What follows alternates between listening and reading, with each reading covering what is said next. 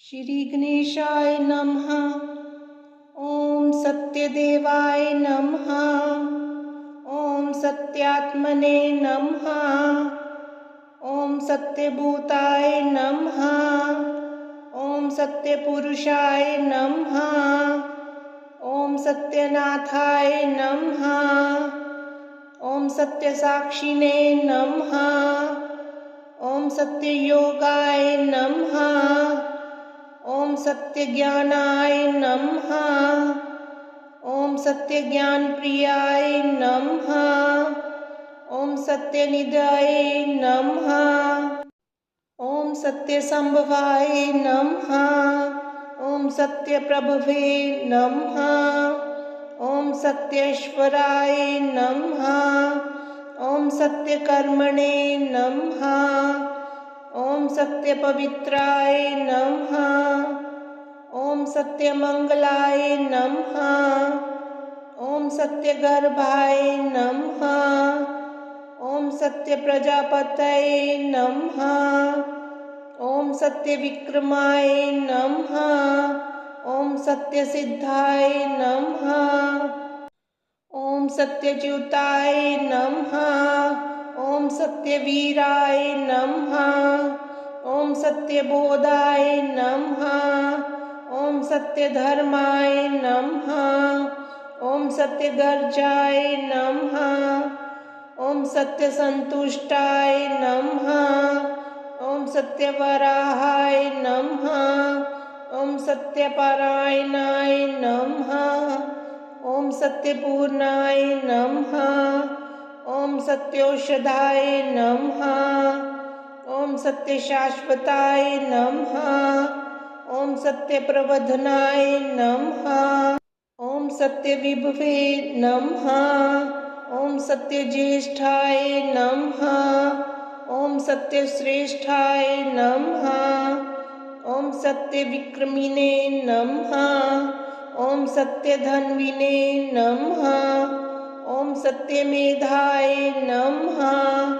ओम सत्याधीशाय नमः। ओम सत्यकृत्वे नमः। ओम सत्यकालाय नमः।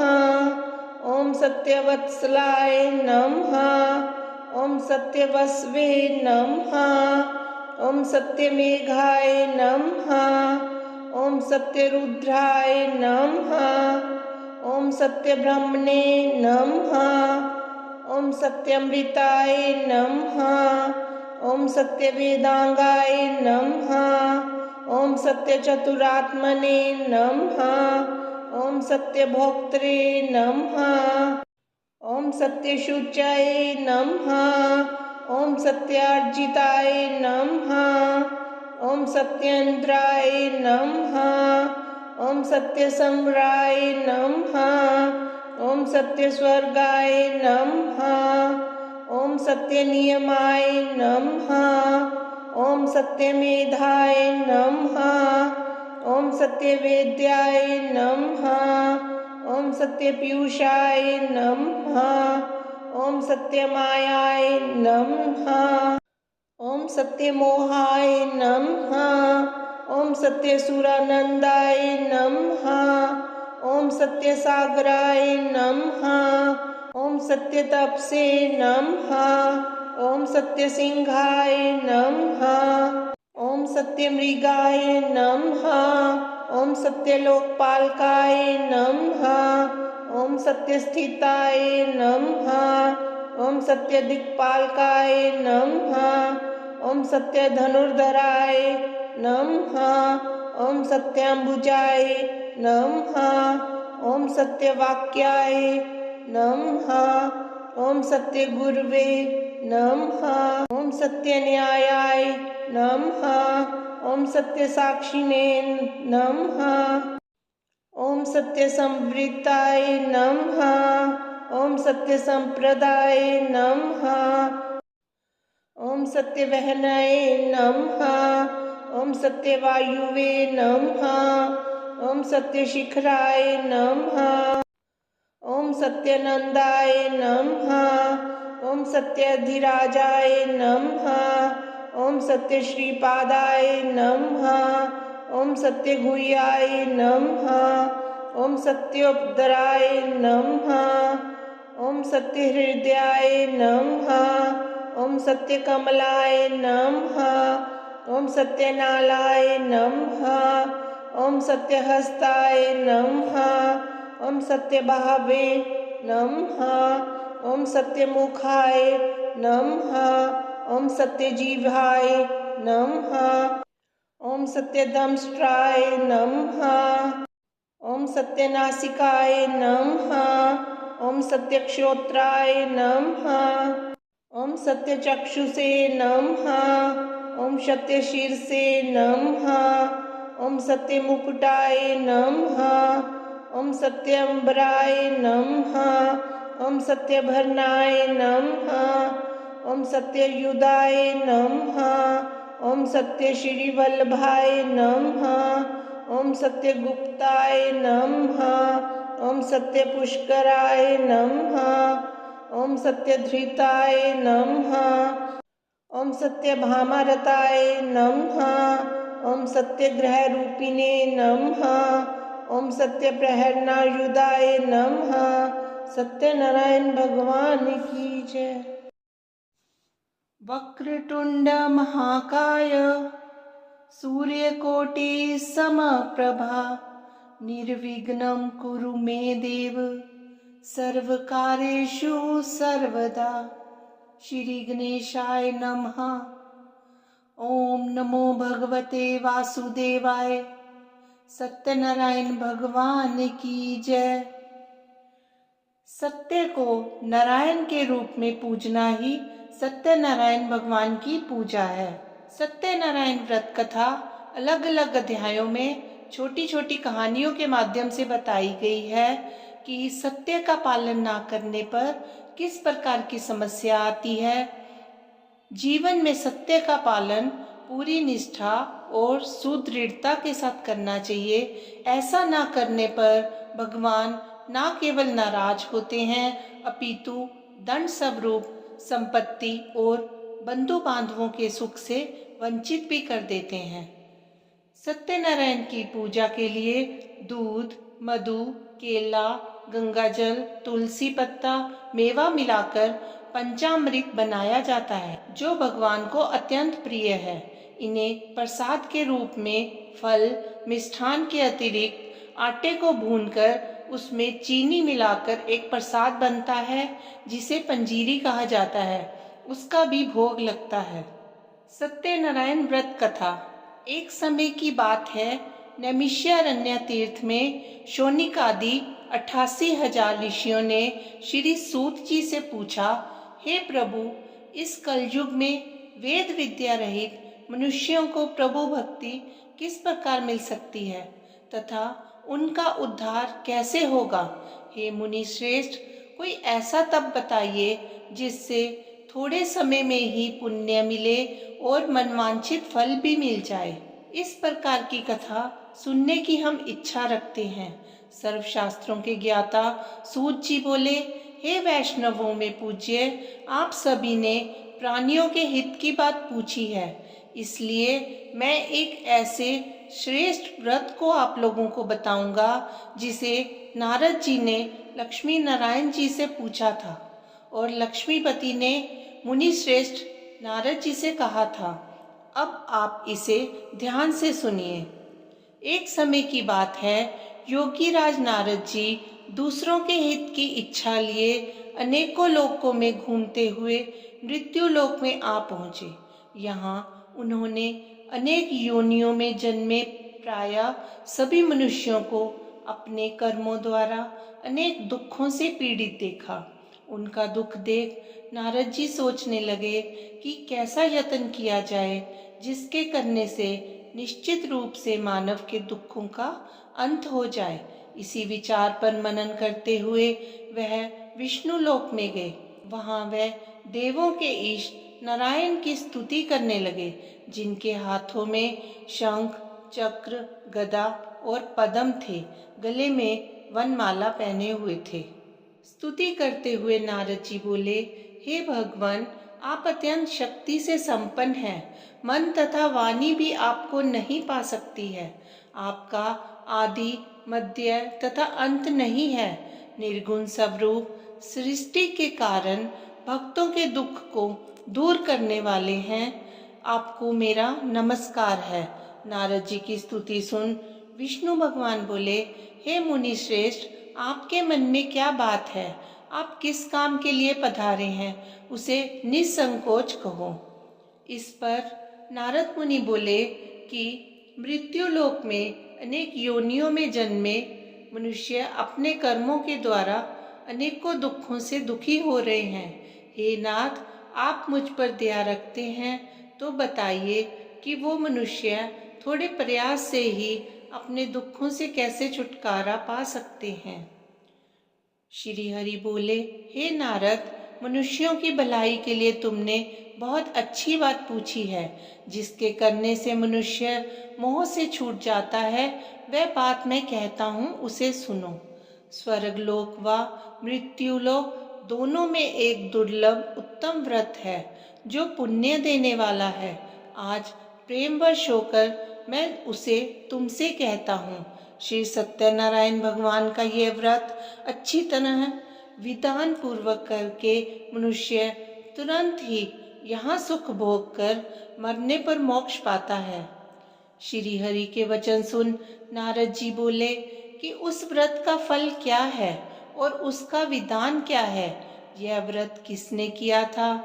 इस व्रत को किस दिन करना चाहिए? सभी कुछ विस्तार से बताएं। नारद की बात सुनकर श्री हरि बोले, दुख व शोक को दूर करने वाला, ये सभी स्थानों पर विजय दिलाने वाला है। मानव को भक्ति व श्रद्धा के साथ शाम को श्री सत्यनारायण की पूजा धर्म परायण होकर ब्राह्मणों व बंधुओं के साथ करनी चाहिए। भक्ति भाव से ही नैवेद्य, केले का फल, घी, दूध और गेहूं का आटा सवाया ले। गेहूं के स्थान पर साठी का आटा, शक्कर या गुड़ लेकर वह सभी भक्षण योग्य पदार्थों को मिलाकर भगवान का भोग लगाएं। ब्राह्मणों सहित बंधु बांधवों को भी भोजन कराएं। उसके बाद स्वयं भोजन करें। भजन कीर्तन के साथ भगवान की भक्ति में लीन हो जाएं। इस तरह से सत्यनारायण भगवान का यह व्रत करने से मनुष्य की सारी इच्छाएं निश्चित रूप से पूरी होती हैं।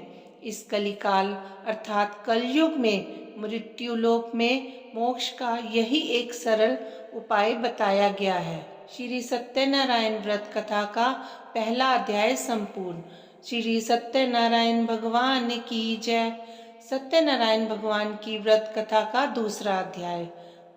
सूत जी बोले, हे ऋषियों, जिसने पहले समय में इस व्रत को किया था उसका इतिहास कहता हूँ, ध्यान से सुनो। सुंदर काशीपुरी नगरी में एक अत्यंत निर्धन ब्राह्मण रहता था। भूख प्यास से परेशान वह धरती पर घूमता रहता था। ब्राह्मणों से प्रेम करने वाले भगवान ने एक दिन ब्राह्मण का वेश धारण कर उसके पास जाकर पूछा, हे विप्र, नित्य दुखी होकर तुम पृथ्वी पर क्यों घूमते हो? दीन ब्राह्मण बोला, मैं निर्धन ब्राह्मण हूँ, भिक्षा के लिए धरती पर घूमता रहता हूँ। हे भगवान, यदि आप इसका कोई उपाय जानते हो तो बताइए। वृद्ध ब्राह्मण कहता है कि सत्यनारायण भगवान मनोवांछित फल देने वाले हैं, इसलिए तुम उनका पूजन करो। इसे करने से मनुष्य सभी दुखों से मुक्त हो जाता है। वृद्ध ब्राह्मण बनकर आए सत्यनारायण भगवान उस निर्धन ब्राह्मण को व्रत का सारा विधान बताकर अंतर्ध्यान हो गए। ब्राह्मण मन ही मन सोचने लगा, जिस व्रत को वृद्ध ब्राह्मण करने को कह गए हैं, मैं उसे जरूर करूँगा। यह निश्चय करने के बाद उसे रात में नींद नहीं आई। वह सवेरे उठकर सत्यनारायण भगवान के व्रत का निश्चय कर भिक्षा के लिए चला गया। उस दिन निर्धन ब्राह्मण को भिक्षा में बहुत धन मिला, जिससे उसने बंधु बांधवों के साथ मिलकर श्री सत्यनारायण भगवान का व्रत संपन्न किया। भगवान सत्यनारायण का व्रत संपन्न करने के बाद वह निर्धन ब्राह्मण सभी दुखों से छूट गया और अनेक प्रकार की संपत्तियों से युक्त हो गया। उसी समय से यह ब्राह्मण हर माह इस व्रत को करने लगा। इस तरह से सत्यनारायण भगवान के व्रत को जो मनुष्य करेगा वह सभी प्रकार के पापों से छूटकर मोक्ष को प्राप्त होगा। जो मनुष्य इस व्रत को करेगा वह भी सभी दुखों से मुक्त हो जाएगा।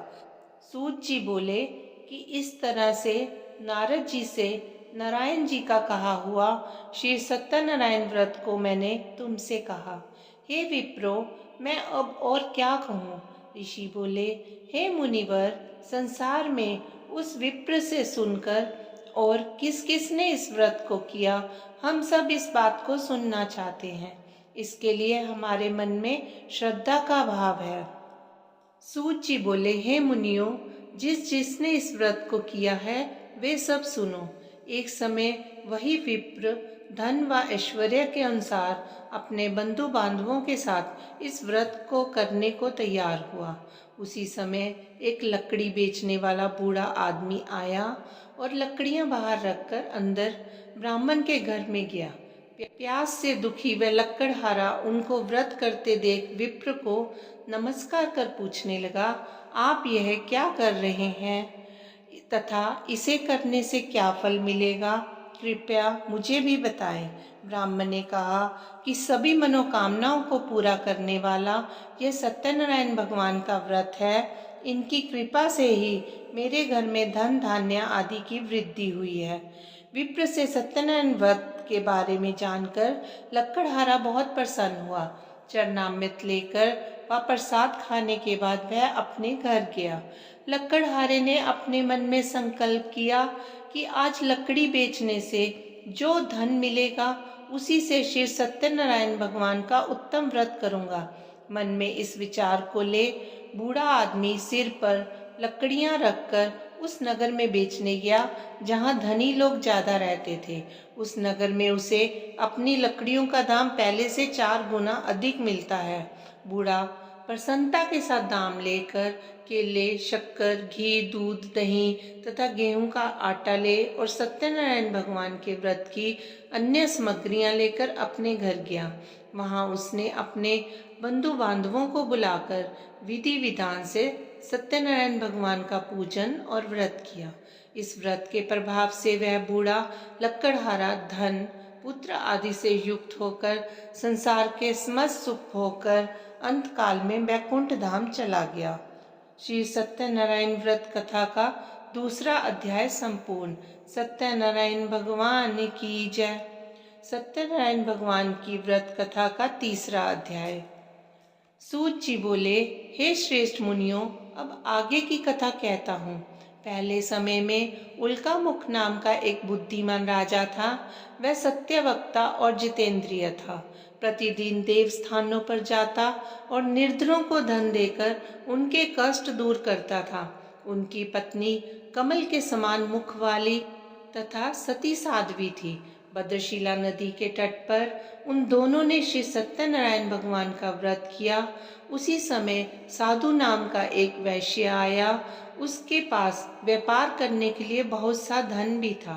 राजा को व्रत करते देखकर वह विनय के साथ पूछने लगा, हे राजन, भक्ति भाव से पूर्ण होकर आप यह क्या कर रहे हैं?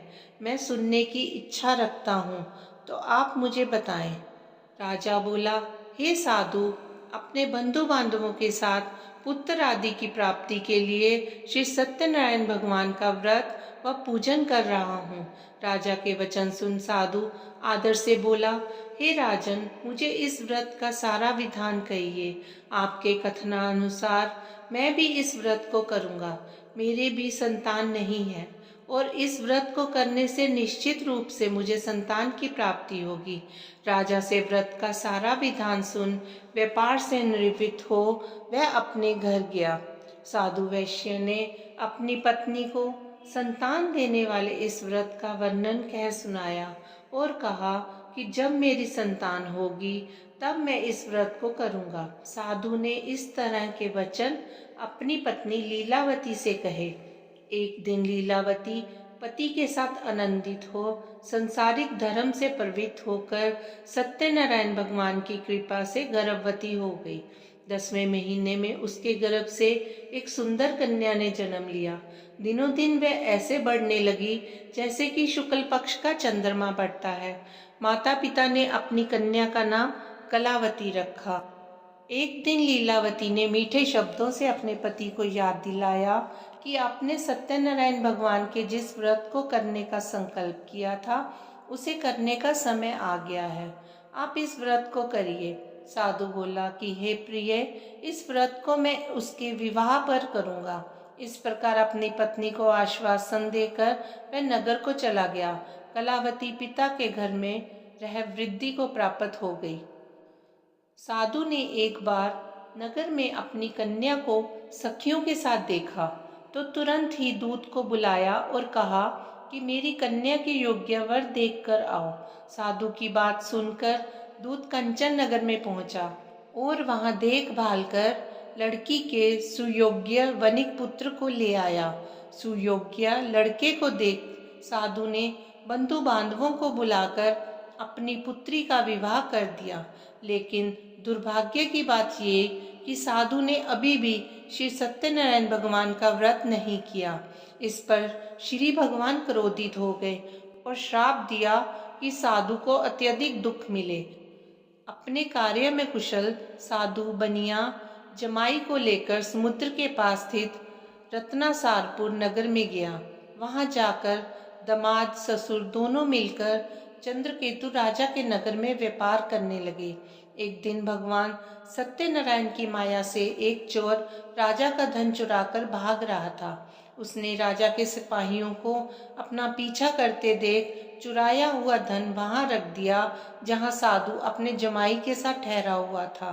राजा के सिपाहियों ने साधु वैश्य के पास राजा का धन पड़ा देखा तो ससुर जमाई दोनों को बांधकर प्रसन्नता से राजा के पास ले गए और कहा कि हम दोनों चोर पकड़ लाए हैं, आप आगे की कार्यवाही की आज्ञा दें। राजा की आज्ञा से उन दोनों को कठिन कारावास में डाल दिया गया और उनका सारा धन भी उनसे छीन लिया गया। श्री सत्यनारायण भगवान के श्राप से साधु की पत्नी भी बहुत दुखी हुई। घर में जो धन रखा था उसे चोर चुरा ले गए। शारीरिक तथा मानसिक पीड़ा व भूख प्यास से अति दुखी हो अन्न की चिंता में कलावती एक ब्राह्मण के घर गई। वहां उसने श्री सत्यनारायण भगवान का व्रत होते देखा। फिर कथा भी सुनी। वह प्रसाद ग्रहण कर रात को घर वापिस आई। माता ने कलावती से पूछा, हे पुत्री, अब तक तुम कहाँ रही? तेरे मन में क्या है? कलावती ने अपनी माता से कहा, हे माता, मैंने एक ब्राह्मण के घर में श्री सत्यनारायण भगवान का व्रत देखा है। कन्या के वचन सुनते ही लीलावती भगवान के पूजन की तैयारी करने लगी। लीलावती ने परिवार व बंधुओं सहित सत्यनारायण भगवान का पूजन किया और उनसे वर मांगा कि मेरे पति तथा जमाई शीघ्र घर आ जाए। साथ ही यह भी प्रार्थना की कि हम सबका अपराध क्षमा करें। श्री सत्यनारायण भगवान इस व्रत से संतुष्ट हो गए और राजा चंद्रकेतु को सपने में दर्शन दे कहा कि हे राजन, तुम उन दोनों वैश्यों को छोड़ दो और तुमने उनका जो धन लिया है उसे वापस कर दो। अगर ऐसा नहीं किया तो मैं तुम्हारा धन, राज्य व संतान सभी नष्ट कर दूंगा। राजा को ये कहकर वह अंतर्ध्यान हो गए। प्रातःकाल सभा में राजा ने अपना सपना सुनाया। फिर बोले कि वनिक पुत्रों को कैद से मुक्त कर दो। दोनों ने आते ही राजा को प्रणाम किया। राजा मीठी वाणी से बोला, हे महानुभावों, भाग्यवश ऐसा कठिन दुख तुम्हें प्राप्त हुआ है, लेकिन अब कोई भय नहीं है। ऐसा कह राजा ने उन दोनों को नए वस्त्र आभूषण पहनाए। जितना धन लिया था उससे दुगुना धन वापस किया और दोनों वैश्य अपने घर को चल दिए। श्री सत्यनारायण व्रत कथा का 3रा अध्याय संपूर्ण। सत्यनारायण भगवान की जय। सत्यनारायण भगवान की व्रत कथा का 4था अध्याय। सूत जी बोले, वैश्य ने मंगलाचार कर अपनी यात्रा आरंभ की और अपने नगर की ओर चल दिया। थोड़ी दूर जाने पर एक दंडी वेशधारी सत्यनारायण ने उनसे पूछा हे साधु, तेरी नाव में क्या है? अभिमानी वणिक हंसता हुआ बोला, हे दंडी, आप क्यों पूछते हो? क्या धन लेने की इच्छा है? मेरी नाव में तो बेल व पत्ते भरे हुए हैं। वैश्य के कठोर वचन सुनकर भगवान बोले, तुम्हारा वचन सत्य हो। दंडी ऐसे वचन कह वहां से दूर चले गए। कुछ दूर जाकर समुद्र के किनारे बैठ गए। दंडी के जाने के बाद साधु वैश्य ने नित्य क्रिया के पश्चात नाव को ऊंची उठी देख अचंबा माना और नाव में बेल पत्ते देखकर वह मूर्छित होकर जमीन पर गिर गया। मूर्छा खुलने पर वह अत्यंत शोक करने लगा। तब उसका दामाद बोला कि आप शोक न करें, यह दंडी का श्राप है, इसलिए हमें उनकी शरण में जाना चाहिए, तभी हमारी मनोकामना पूरी होगी। दामाद की बात सुनकर वह दंडी के पास पहुंचा और अत्यंत भक्ति भाव से नमस्कार कर बोला, मैंने आपसे जो असत्य वचन कहे थे उनके लिए मुझे क्षमा करें। ऐसा कहकर वह महान शोकातुर हो रोने लगा।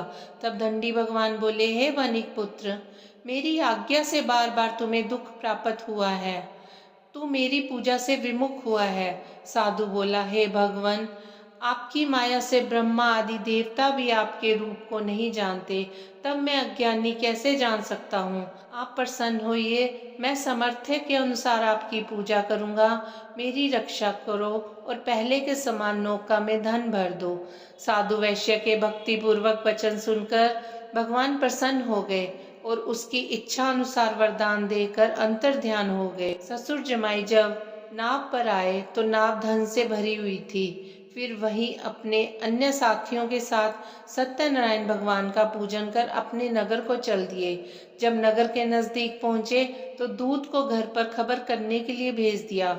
दूत साधु की पत्नी को प्रणाम कर कहने लगा कि साधु अपने दामाद से नगर के निकट आ गए हैं।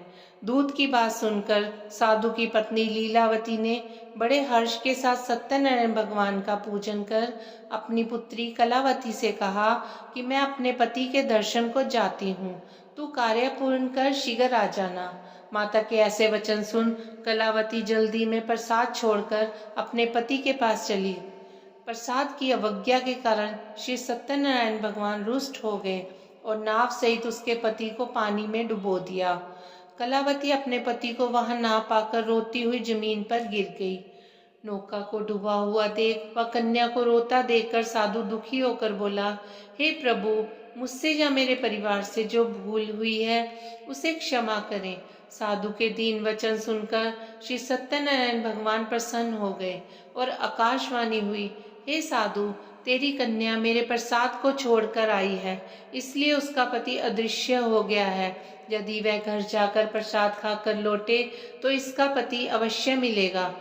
ऐसी आकाशवाणी सुनकर कलावती ने घर पहुंचकर प्रसाद खाया, फिर आकर अपने पति के दर्शन किए। उसके बाद साधु अपने बंधु बांधवों सहित श्री सत्यनारायण भगवान का विधि विधान से पूजन करने लगा। इस श्लोक का सुख भोगकर अंत में स्वर्ग को चला गया। श्री सत्यनारायण व्रत कथा का चौथा अध्याय संपूर्ण। सत्यनारायण भगवान की जय। श्री सत्यनारायण भगवान की व्रत कथा का 5वां अध्याय। सूत जी बोले, हे ऋषियों, मैं और भी एक कथा सुनाता हूँ, उसे भी ध्यान पूर्वक सुनो। प्रजापालन में लीन तुंगध्वज नाम का एक राजा था। उसने भी भगवान का प्रसाद त्याग कर बहुत ही दुख पाया।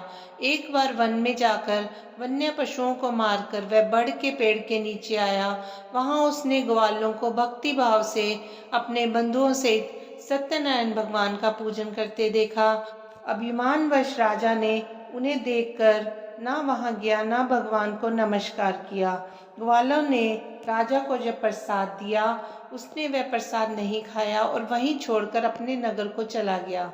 जब वह नगर में पहुंचा तो वहां सब कुछ तहस नहस पाया, तो वह शीघ्र समझ गया कि यह सब भगवान ने ही किया है।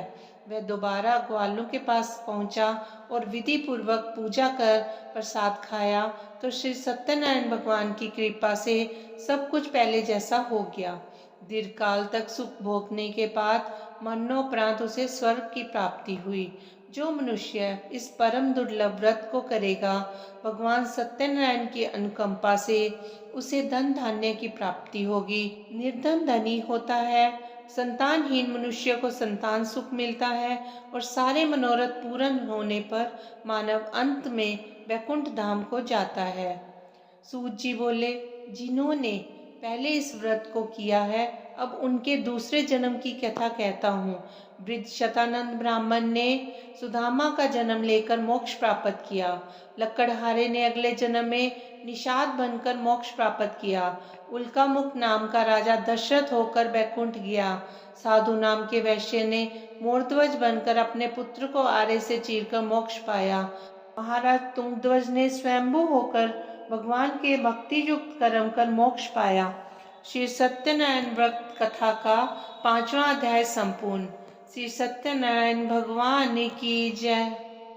श्री सत्यनारायण भगवान की आरती। जय लक्ष्मी रमना स्वामी, जय लक्ष्मी रमना। सत्यनारायण स्वामी जन पातक हरना, जय लक्ष्मी रमना। रतन जड़ित सिंहासन अद्भुत छवि राजे, नारद करत निराजन घंटा ध्वनि बाजे, जय लक्ष्मी रमना। प्रगट भये कली कारण द्विज को दरस दियो, बूढ़े ब्राह्मण बनकर कंचन महल कियो, जय लक्ष्मी रमना। दुर्बल भील की रात जिन पर कृपा करी, चंद्रचूड़ एक राजा तिनकी विपत्ति हरी, जय लक्ष्मी रमना। वैश्य मनोरथ पायो श्रद्धा तज दीनी, सो फल भोग्यो प्रभु जी फिर स्तुति कीनी, जय लक्ष्मी रमना। भाव भक्ति के कारण छिन्न छिन्न रूप धर्यो, श्रद्धा धारण कीनी तिनको काज सर्यो, जय लक्ष्मी रमना। ग्वाल बाल संग राजा वन में भक्ति करी, मन वांछित फल दीनो दीन दयालु हरि, जय लक्ष्मी रमना। चढ़त प्रसाद सवायो कदली फल मेवा, धूप दीप तुलसी से राजी सत्य देवा, जय लक्ष्मी रमना। सत्यनारायण जी की आरती जो कोई नर गावे, कहत शिवानंद स्वामी मन वांछित फल पावे, जय लक्ष्मी रमना। सत्यनारायण भगवान की जय। ओम नमो भगवते वासुदेवाय।